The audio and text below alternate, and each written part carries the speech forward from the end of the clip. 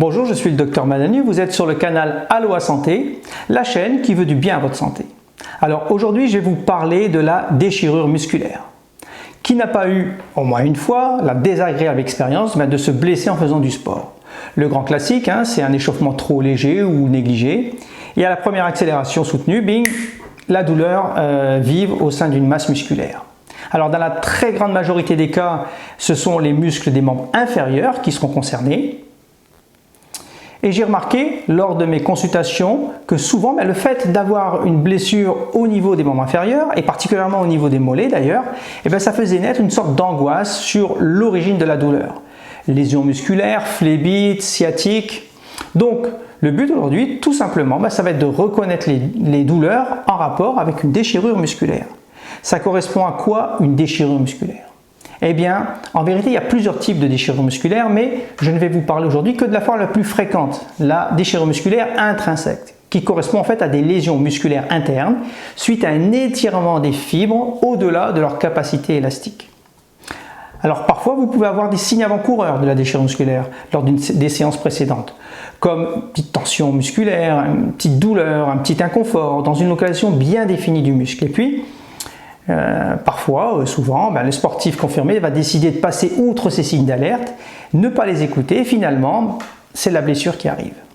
Alors il faut savoir que les déchirures ont tendance à récidiver et parfois, suite à des mauvaises prises en charge, on peut avoir des complications, il peut y avoir des séquelles esthétiques et fonctionnelles importantes. Donc ce n'est pas une pathologie qu'il faut vraiment négliger, il faut vraiment y faire attention. Donc, à part la douleur initiale, qu'est-ce qui peut m'indiquer que j'ai une déchirure musculaire? Généralement, le muscle qui est déchiré, il va avoir une douleur à l'étirement passif, une douleur à la contraction résistée, c'est-à-dire en contractant le muscle, en empêchant le segment de bouger. Il y a évidemment pour les muscles lésés une diminution de la force. Et enfin, la douleur est reproductible à la palpation de la région abîmée. En fait, vous voyez, le diagnostic est assez simple. Ce qui est un peu plus problématique, en fait, c'est de repérer les déchirures dites majeures qui vont nécessiter des investigations et un traitement spécifique, contrairement aux déchirures mineures. Alors, je vous épargne les différentes classifications pour rester dans quelque chose de finalement très concret et réaliste. Comment identifier une déchirure musculaire grave? Eh bien, il faut rechercher 5 points associés à ces lésions musculaires majeures. Tout d'abord, l'intensité de la douleur. Si on classe la douleur selon une échelle allant de 0 sur 10, où il n'y a pas de douleur, à 10 sur 10, où on va quasiment perdre connaissance tellement on a mal, eh bien, la douleur initiale doit être supérieure à 6 sur 10 pour évoquer une douleur musculaire majeure, une déchirure musculaire majeure. Si vous avez encore des douleurs, après avoir fait de simples activités de la vie quotidienne, se laver, s'habiller, au-delà de 3 jours, ça aussi c'est évocateur. Le fait de percevoir un craquement au niveau de l'accident, la présence d'une ecchymose, un bleu. Et enfin, si vous constatez une limitation douloureuse de plus de 15 degrés en étirement passif du muscle qui a été touché. Je m'explique. Si l'amplitude articulaire normale est de 180 degrés et qu'en mobilisant en passif, on n'arrive pas à atteindre 165 degrés, donc on a perdu 15 degrés, ça c'est un critère de gravité. Alors pourquoi c'est intéressant en fait de savoir la gravité d'une lésion?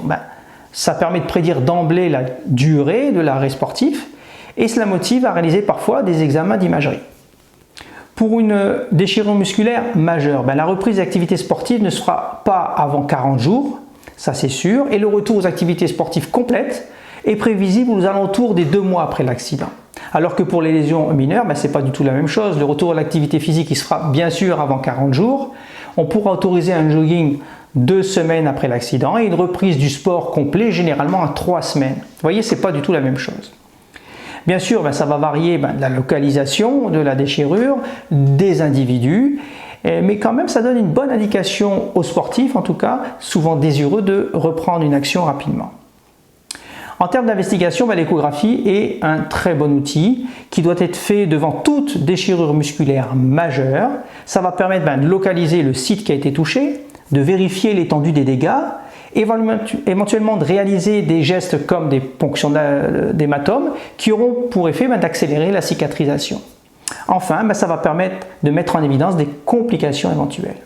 Alors, quel traitement immédiat doit-on conseiller quand on a une déchirure musculaire?